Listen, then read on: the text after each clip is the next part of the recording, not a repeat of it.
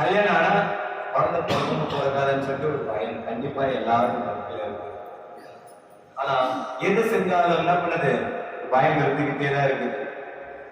ஆனா வேதவசம் சொல்லுது, அன்பு பயத்தை என்ன பண்ணுமா, வெறுப்பே தள்ளும். ஹல்லேலூயா.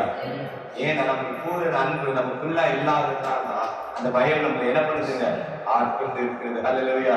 நம்ம விசுவாசம் கடுகளவு இருந்தால் என்ன பண்ணமாது, மழையை பெய்து போகுமா, அந்த கடுகளவு கூட என்ன பண்ண முடியல, நம்மளால விசுவாசம் காணப்படல. அது எங்கே போறது பாருங்க.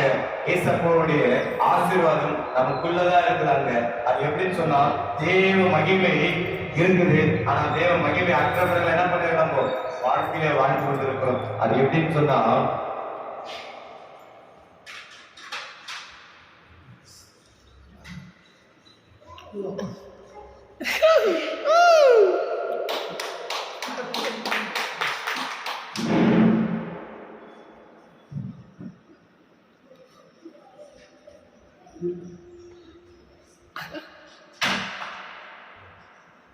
தேவ மகிமை என்ன பண்ணது இருக்குங்க, வானத்துக்கு பூமிக்கு. ஹல்லேலூயா.